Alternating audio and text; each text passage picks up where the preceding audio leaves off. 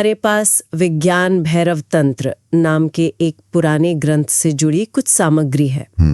और ये एक बहुत ही आप कह सकते हैं अजीब ध्यान विधि के बारे में बताती है। कौन सी? भारहीनता, मतलब वेटलेसनेस का अनुभव करना। अच्छा, वेटलेसनेस। हाँ, मतलब ये सोचना कि आपका कोई वजन ही नहीं है।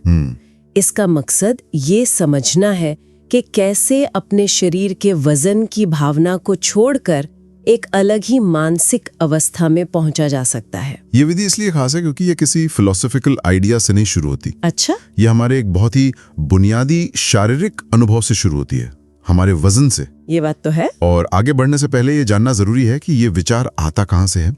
विज्ञान भैरव तंत्र एक प्राचीन ग्रंथ है। हाँ। जिसमें भगवान शिव देवी पार्वती को ध्यान की 112 विधियां बताते हैं और ये उन्हीं में से एक है। तो ये कोई अकेली अलग से बताई गई बात नहीं है, बल्कि ध्यान की तकनीकों का एक पूरा संग्रह है। बिल्कुल। और ये तकनीकें किस तरह की हैं? क्या ये सिर्फ विश्वास पर आधारित है? नहीं, बिल्कुल नहीं। इस ग्रंथ की खासियत यही है, ये तर्क या फलसफे से ज्यादा सीधे अनुभव पर जोर देता है। करके देखो वाला नजर। हाँ बिल्कुल, क्यों और कैसे से ज्यादा करके देखो। तो आज हम इसका विश्लेषण करने से ज्यादा ये समझने की कोशिश करेंगे कि ये विधि कहती क्या है और इसके पीछे का भाव क्या है। ठीक है, तो सबसे पहले मूल विचार पर आते हैं। विधि कहती है जब किसी बिस्तर या आसन पर हो तो अपने को वजन शून्य हो जाने दो। ये सुनने में जितना आसान लगता है उतना है नहीं। हमारा तो हर पल का अनुभव यही है कि हमारा वजन है, हम उसे महसूस करते हैं। हाँ, और स्रोत इसी बात को पकड़ते हैं। वो कहते हैं कि ये एक भाव है, एक कल्पना है जिसे सच मानकर अनुभव करना है। अच्छा। शुरू में आपको लगेगा कि शरीर में यहाँ वजन है, वहां वजन है, गर्दन में, कंधों में, हर जगह। लेकिन विधि कहती है कि इस भाव को जारी रखो कि मेरा कोई वजन नहीं है।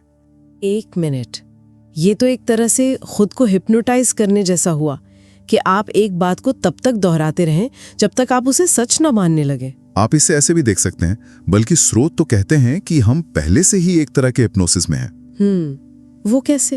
ये विश्वास कि मैं ये शरीर हूं, ये अपने आप में एक गहरा सम्मोहन है ना? बात तो सही है।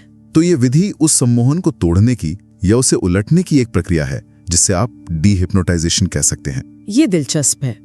तो ये मैं शरीर हूं वाले सम्मोहन को मैं शरीर नहीं हूं वाले भाव से काटने की कोशिश है। बिल्कुल। और स्रोत के मुताबिक जब कोई इस भाव में सच में उतर जाता है तब क्या होता है? एक क्षण आता है जब आप सच में महसूस करते हैं कि आप वजन शून्य हैं, और जिस पल वजन नहीं रहता उस पल आप शरीर भी नहीं रहते। हाँ, क्योंकि वजन शरीर का गुण है, आपका नहीं। आप तो चेतना है और चेतना का कोई वजन नहीं होता।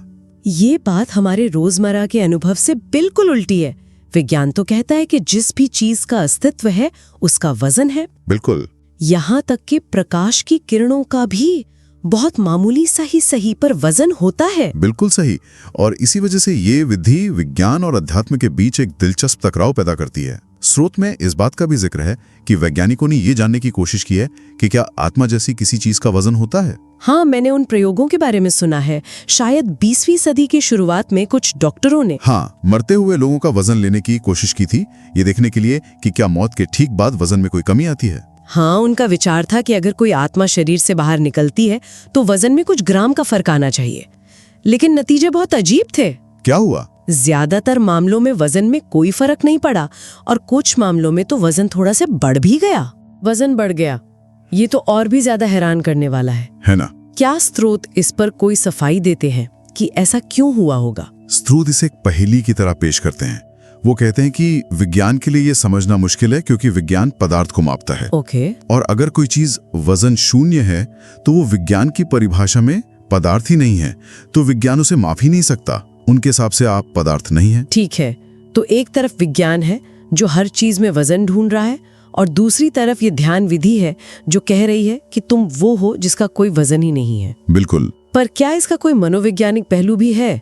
मतलब क्या हमारी भावनाएं हमारे वजन के अनुभव को प्रभावित करती हैं? ये एक बहुत ही महत्वपूर्ण पॉइंट है।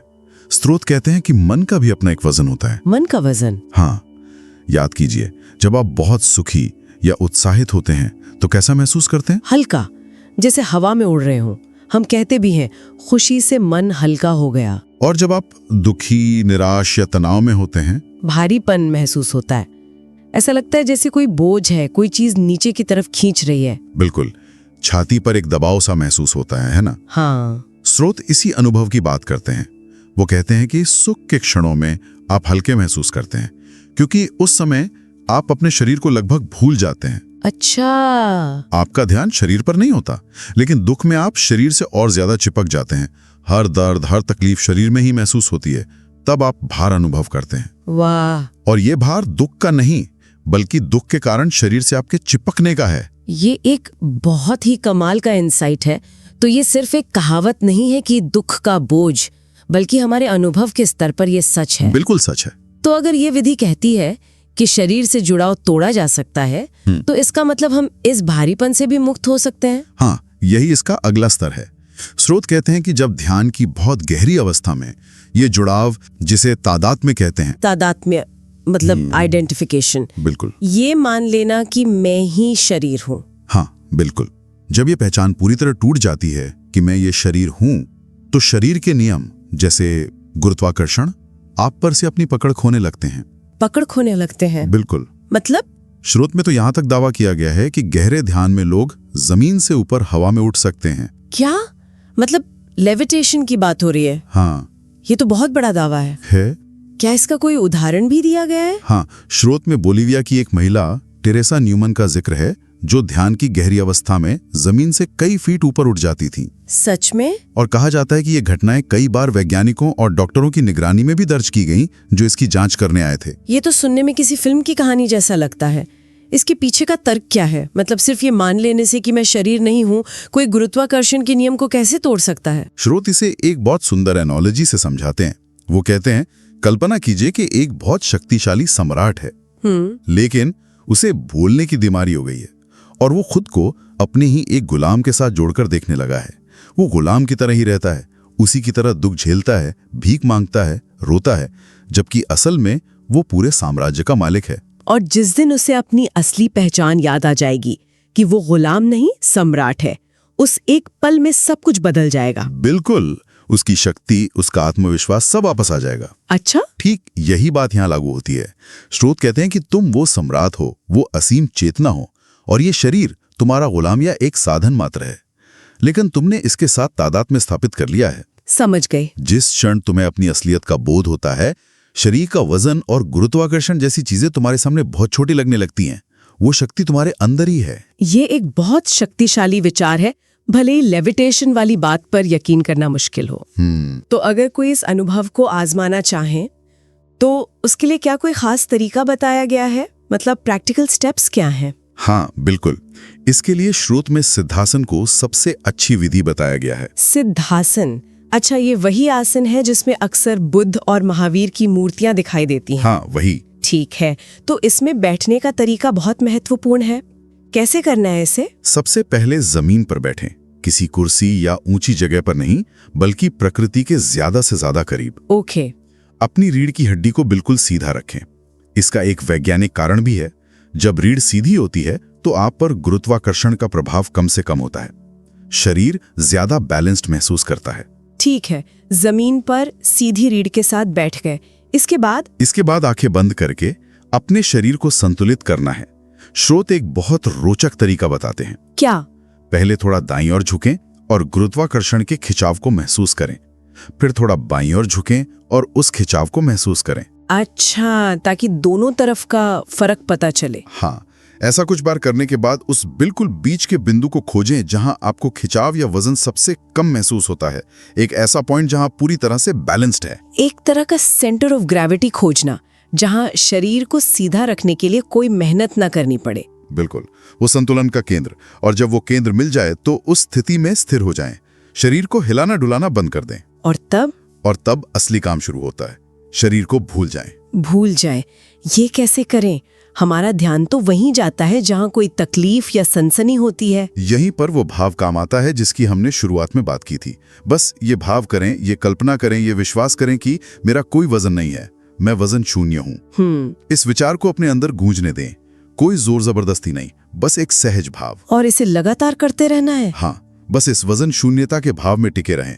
स्रोत कहते हैं कि अगर आप ये सही तरीके से करते हैं तो अचानक एक पल आता है जब आपको सच में वजन महसूस होना बंद हो जाता है। हाँ, अचानक आप वजन शून्य हो जाते हैं। और जिस पल ऐसा होता है, आप शरीर नहीं रह जाते।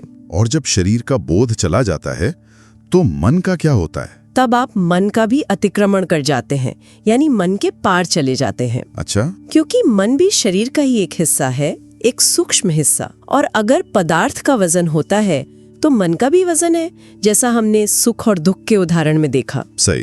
और आपका यानी उस चेतना का जो ये सब देख रही है, कोई वजन नहीं है। इस ध्यान विधि का पूरा आधार यही एक अनुभव है। तो कुल मिलाकर ये एक शारीरिक अनुभव से शुरू होकर मानसिक और फिर चेतना के स्तर तक पहुंचने की एक यात्रा है। बिल्कुल। शरीर के वजन से शुरू होकर मन के वजन को पार करके उस अवस्था में पहुंचना जहां कोई वजन ही नहीं है। बिल्कुल। ये सिर्फ सुनने या सोचने की बात नहीं है, ये महसूस करने की विधि है। विज्ञान पदार्थ के वजन को माप सकता है, लेकिन चेतना का अनुभव उसकी पकड़ से बाहर है। हाँ, ये विधि उसी अनुभव का एक दरवाजा खोलने की कोशिश है। ये हमें शरीर के साथ हमारे रिश्ते पर, हमारी पहचान पर सवाल उठाने को मजबूर करती है। ये वाकई सोचने वाली बात है। हम दिन भर अपने शरीर, उसके वजन, उसकी शक्ल के बारे में सोचते हैं, लेकिन ये विधि कह रही है कि हमारी असलियत इससे कहीं ज्यादा बड़ी और बिल्कुल अलग है। और यही इसका सबसे गहरा पहलू है। ये आपको इस सवाल के सामने लाकर खड़ा कर देती है कि अगर मैं ये शरीर नहीं हूं तो मैं कौन हूं? और ये अपने आप में एक बहुत बड़ा सवाल छोड़ जाती है। अगर हम ये शरीर और इसका भार नहीं है, तो फिर हमारा असली स्वरूप क्या है? इस विचार के साथ हम आज की इस गहरी चर्चा को यहीं समाप्त करते हैं।